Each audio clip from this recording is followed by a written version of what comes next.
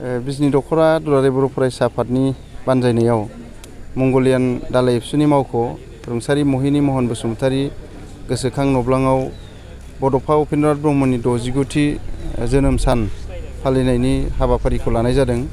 दिनैहाय दुलाराय बर' फरायसा आफादनि बिथोन बायदियै बे हाबाफारिखौ जोङो सानसेनि हाबाफारिजों फिरफिला बिरहोनाय, बड'फा उपेन्द्रनाथ ब्रह्म बिथांनि मुसुखायाव बिबार बावनाय आरो जोङो बिजनि दख'रा एबसुआ थांनाय 8 बोसोर सिगांनिफ्राय देग्लाय 8थि बड'फानि नामाव जोङो एमइ स्कुलनि 6, 7, 8 नि फरायसाफोरखौ लानानै टेलेन्ट सार्च आनजाद, रोंगौसा सायख' आनजाद खुंबाय थानाय जादों।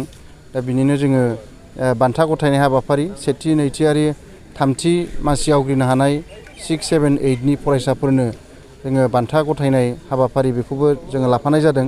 फरायसाफोरनि जथुम आरो बेवहाय सानसुमैफोरखौ लानानै मोनसे जथुम हाबाफारि जोङो लानाय जादों। ओरैहाय दुलाराय बर' फरायसा आफादा बड'फा उपेन्द्रनाथ ब्रह्मखौ बड'फा बिमुं होनानै जोङो दिनै बर'नि बिफा हिसाबै सिबिबाय थादों। थांनाय 1952 मायथाइनि 31 मार्चआव बड'फा उपेन्द्रनाथ ब्रह्मआ जोनोम जादोंमोन आरो जोनोम जानायनि उननिफ्रायनो बियो गावनि फरायनायाव केरियार दानायाव गोसो होदोंमोन आरो जेब्ला बियो डिग्री फरायो, डिग्री फरायनाय समावबो बियो हारिनि हाबायाव दुलाराय बर' फरायसा आफादजों थानानै खामानि मावदों। लोगोसे बिथाङा फिजिक्स आयदायाव अनार्स लानानै बिएससि जादों, लोगोसे एमएससिबो पास जादों आरो बियो एपिएससि आनजादनि एलाइटआव मोननानै इनकाम टेक्सनि अफिसार जादोंमोन।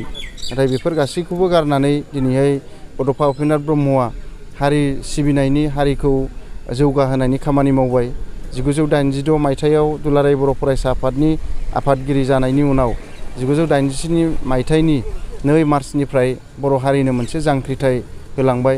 बर'फोरनि राजखान्थियारि मोनथाय भुटान हायेन सेरफाङाव बुरलुंबुथुरनि साहा बे ओनसोलखौ संकसनिफ्राय सुदियासिम आलादा रायजो बड'लेण्ड नांगौ होननानै सोमावसारबोबाय आरो बिथाङा जि साख्रि मोनदोंमोन इनकाम टेक्सनि, बेखौ गारनानै बियो दुलाराय बर' हारिखौ सिबिनायनि थाखाय गोबांथार खामानि मावबाय आरो बियो जोंनि गेजेरनिफ्राय गोबांथार खामानि मावनायनि उनाव बिथाङा आद्रा खामानिखौ गालांनानै 1990 मायथाइनि 1 मे खालि रुंसारि जानो गोनां जादों।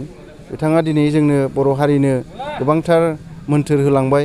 मास्टार रेस दानायनि, गेरेमसा बर' हारि दानायनि मोन्थोर, दिनै बर'खौ बुहुमाव सिनायजानाय हारि हिसाबै दानायनि मावबिथांखिफोरखौ जोंनो होलांबाय आरो बिथांनि जि सोमावसारनाय, बुहुमनि बर'फोरखौ खौसे खालामनायनि जि सोमावसारनाय, बियो आलादा रायजो सोरजिनायनि आरो दुलाराय बर' हारिखौ मोनसे गोजौ फारसे लांनायनि, मास्टार हारि खालामनायनि मोनसे सिमांजों बिथाङा हारिखौ सिबिदोंमोन। नाथाय बिथाङा जोंनि गेजेरनिफ्राय अबथिरायै रुंसारि जानायनि उनाव गोबांथार मावनो आद्रा थालांबाय आरो बिथाङा जोंनो गोबांथार लामा दिन्थिनानै गालांबाय आरो बे लामाखौ लानानैनो जोङो इयुननि जोंनि बिबानगिरिफ्रा, दुलाराय बर' फरायसा आफादनि बिबानगिरि, हारिनि गासैबो आफादफोरनि बिबानगिरिफ्रा बिनि लामाखौ संदाननानै जोङो हाबा मावलांनांगोन। मोनसे गोजोनथाव खौरां, दतमा इउएन एकाडेमि फरायसालिया लानानै फैदों मोनसे गोजोनथाव खौरां। नंगौ, दतमा इउएन एकाडेमि फरायसालिया लानानै फैदों बेसेन नाङै मुं थिसननाय। दतमा इउएन एकाडेमि फरायसालिया 2025-26 सोलोंथाइ बोसोरनि थाखाय केजि 1 निफ्राय थाखो 8 सिमनि थाखाय बेसेन नाङै मुं थिसननाय होगासिनो दं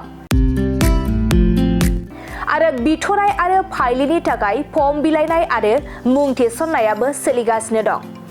आरो दतमा इउएन एकाडेमि फरायसालियाव हौवासा आरो हिनजावसाफोरनि थाखाय हस्टेलनि खाबुबो दं।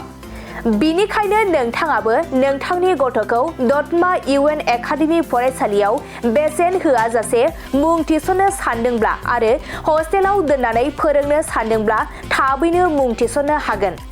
आरो नोंथाङा आबुङै मिथिनो थाखाय नैबे 7002660387 जानबुं नम्बराव कल खालामना खौरां लाहरनो हागोन।